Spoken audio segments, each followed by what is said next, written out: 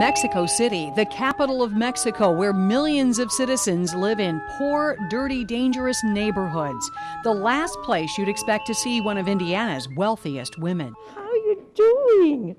Nice to see. Oh, how are you doing? You have to be able to embrace children from those environments, and not every educator can or wants to. Yes. Christel DeHaan's image in Indiana is far from a doting, kindly teacher. She's known as a hard-driving, successful businesswoman. Christel DeHaan was born in Germany. Her father died during World War II. She was raised by her mother, who instilled in her a guiding principle. You have to remember, first comes work, and then comes play, because you have to earn it. She raised 3 children and has 5 grandchildren and heads up the DeHaan Family Foundation. 10 years ago, she took on a new mission, educating desperately poor children.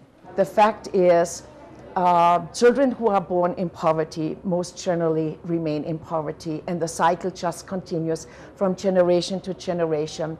And that is when I realized that we have to create models that will allow for children to develop. That's why she seeks children like Jessica Olmos for Christel House Mexico City. She, her mother, and 5 members of her family live in a shack built into the side of a hill in one of the most dangerous neighborhoods of Mexico City. This first grader is the poorest of the poor. If we don't go beyond feeding the hungry or clothing, we're not going to be transforming lives.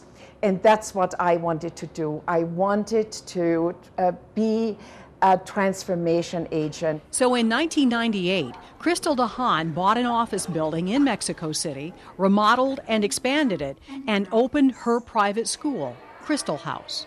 We are regarded as an institution with great credibility. You don't start out that way. This big white truck is part of the program as well. Kids get health and dental care here. In fact, one student had 14 cavities filled. Healthcare is a great part of the Christel House model, and healthcare manifests itself not only in physical wellness, but in emotional and psychological wellness as well. The budget for all of the Christel House Learning Centers is expected to grow to $18 million a year.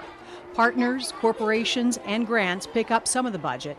Christel has provided for all of her learning centers in her will, and she's just now beginning to enjoy the rewards of her mission. Oh, thank you. I want to sit down and cry, you know.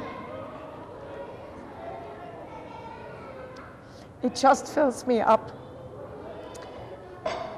And I'm a very fortunate person to be able to do it and to reap the reward. I get something back, you know. It's not just what I'm giving to these children, but what they're giving back to me.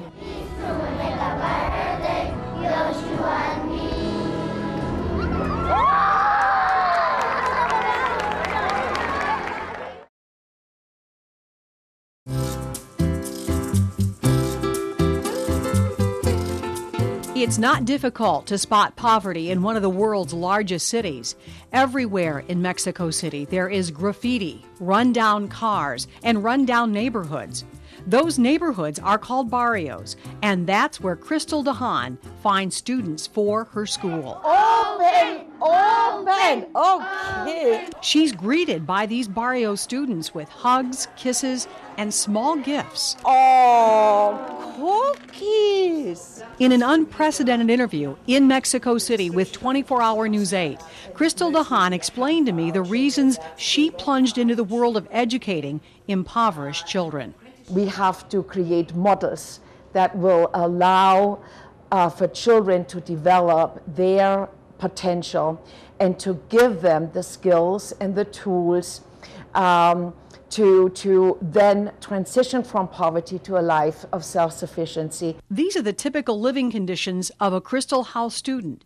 A young boy named Alejandro lives inside this one-room shanty with green-painted cardboard for walls.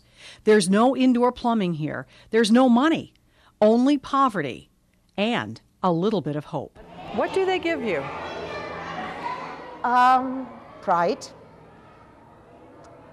how they already have developed. They give me a sense of purpose, a sense of mission. They foster in me a spirit of compassion, that wonderful human touch to be able to say, this child is going to have a seat at the table. But Alejandro and the others work hard to make it at Christel House. They're there by 7:30. And unlike public schools, which go just 4 hours in Mexico City, they are at Christel House for 8. The curriculum is rigorous: English, computer classes, math, and science. And like Christel DeHaan, these students become entrepreneurs. We thought that we might be creating our own micro businesses. Christel House Mexico students study, manufacture, and then sell soap. So they have to, in the math area, they have to come to say, how many soaps do we have to sell in order to give back the money to Christel House, and how much money do we need as a profit? It takes, again, I think, a sense, business knowledge and business know-how, and a goodly sense of entrepreneurship, because you're pioneering and creating. Christel DeHaan's life work is now educating impoverished children. Oprah Winfrey is doing the same thing. Oprah's school, though, is much different from Christel DeHaan's. Girls only, and Oprah's students live on campus. Christel DeHaan educates boys and girls, and her students remain with their families.